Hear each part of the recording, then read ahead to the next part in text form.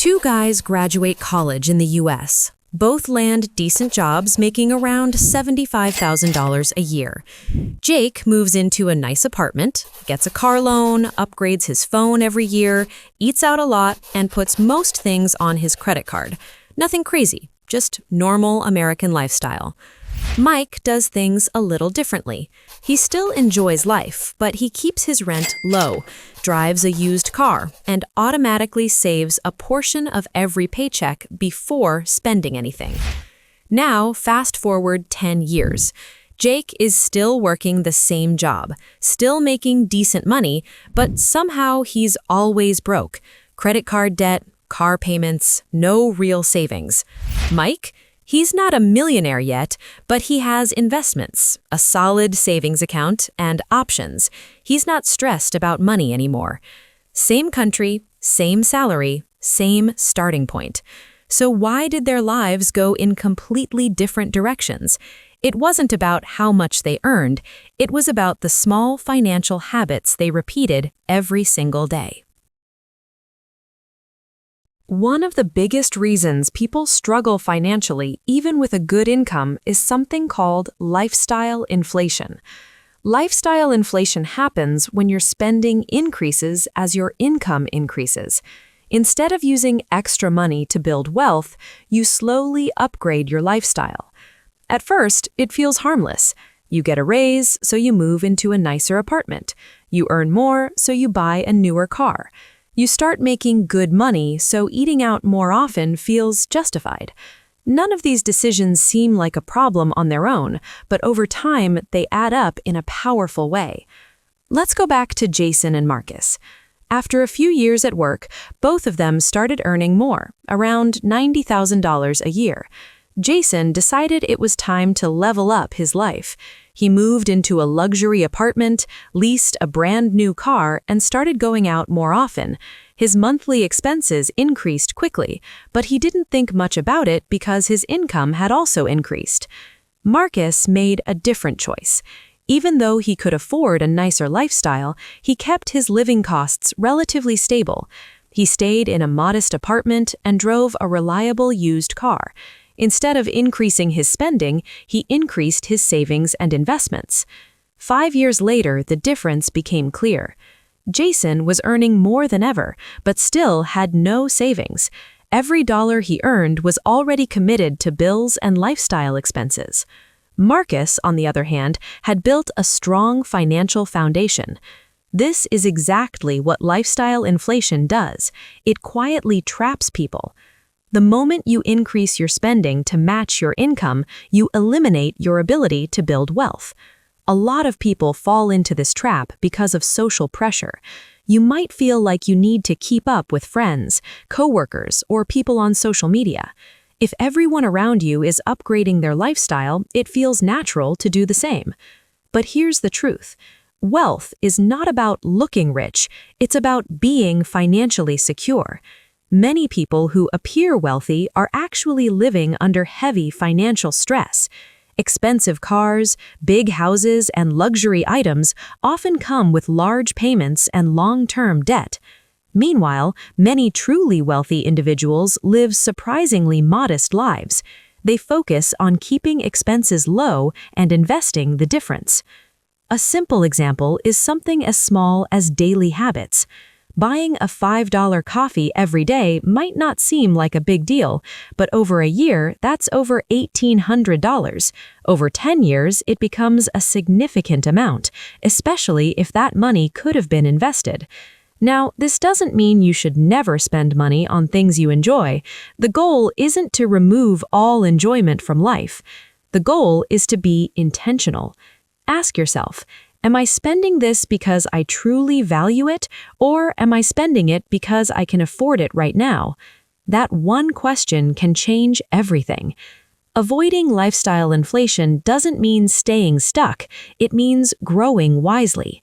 When your income increases, you have two choices: increase your lifestyle or increase your financial future. Most people choose the first without thinking. The people who build wealth choose the second, and over time, that decision makes all the difference. Part 2. too much debt.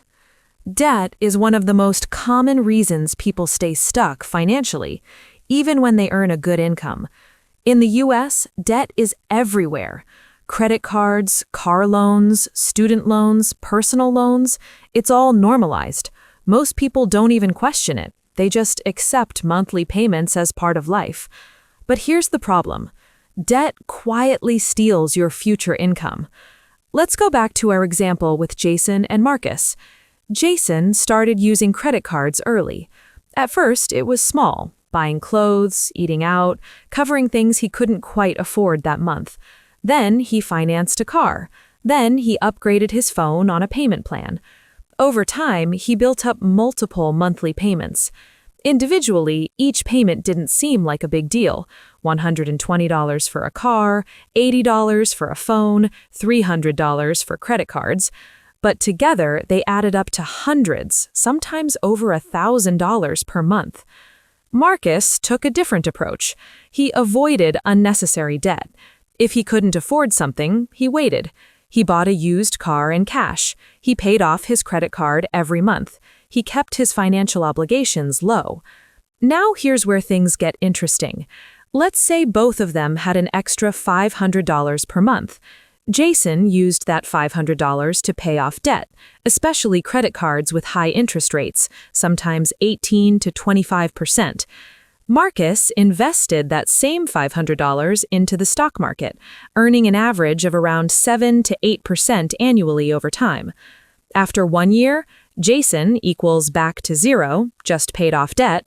Marcus equals $6,000 invested and growing. After 10, 20, or 30 years, the difference becomes massive. That's because of one powerful concept: compound interest.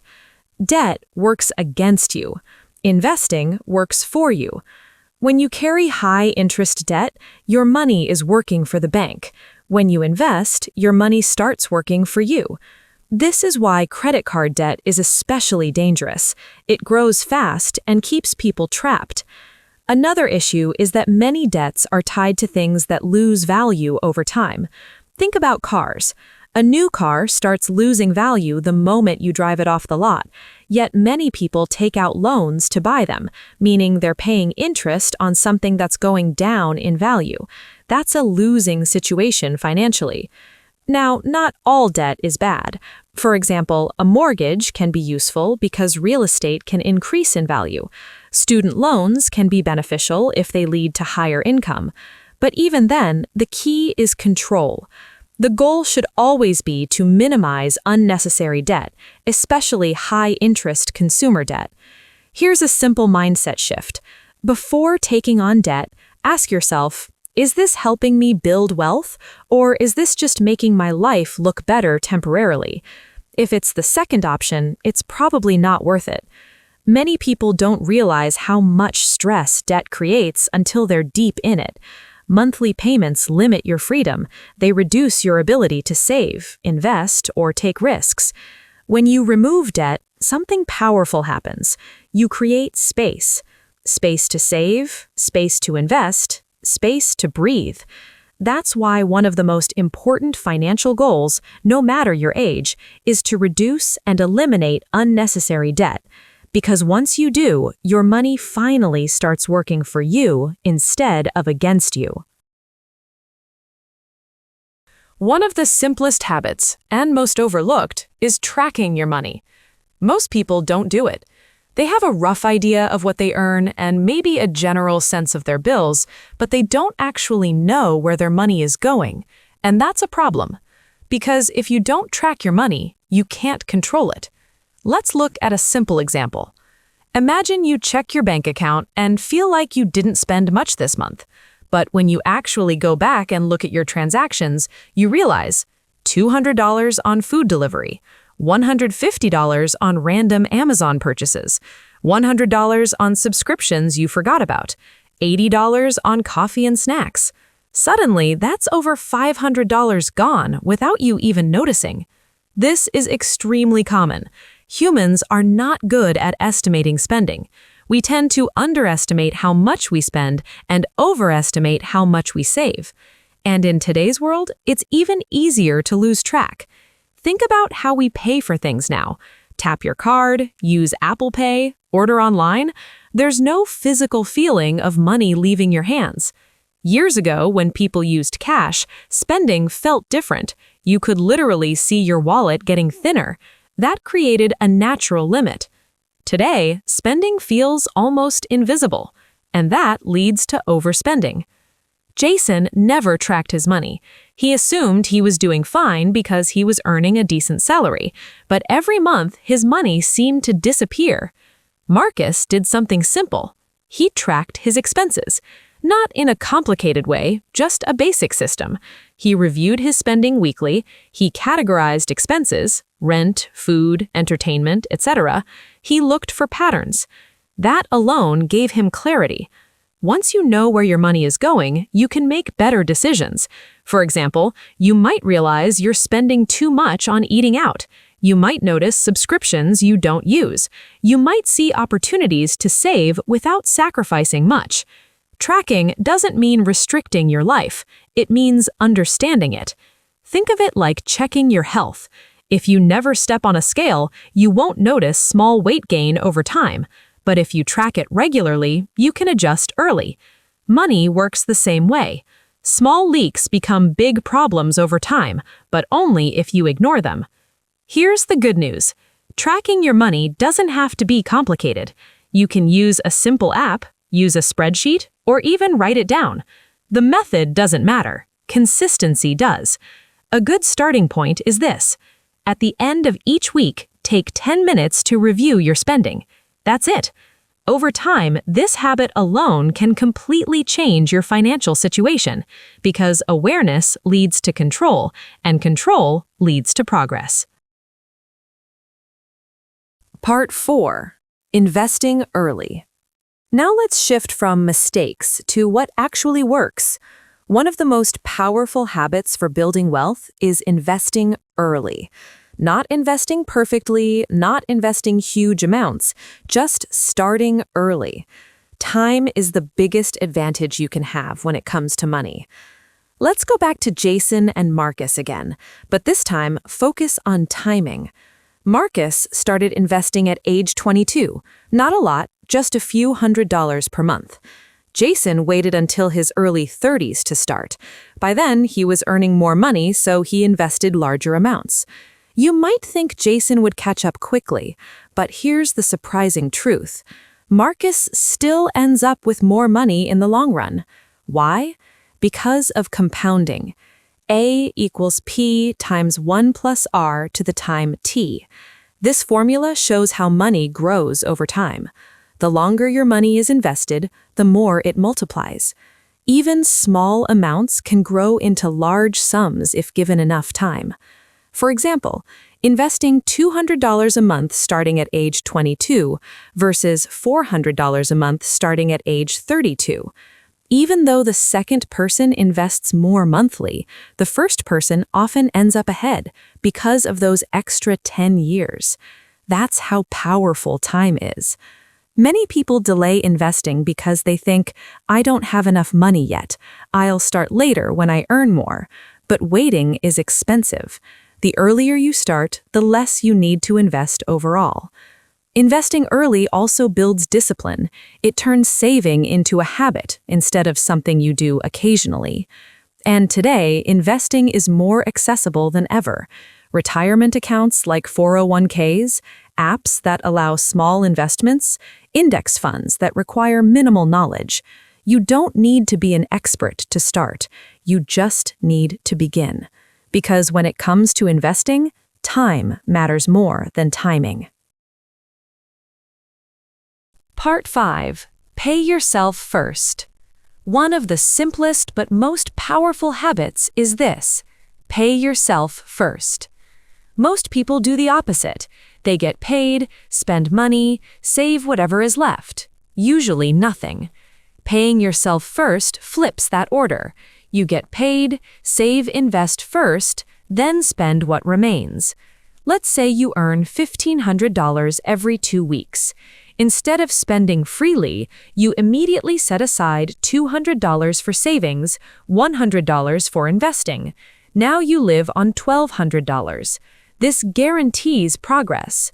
Marcus followed this system. Jason didn't. Jason tried to save whatever was left, but there was never anything left. Marcus made saving automatic.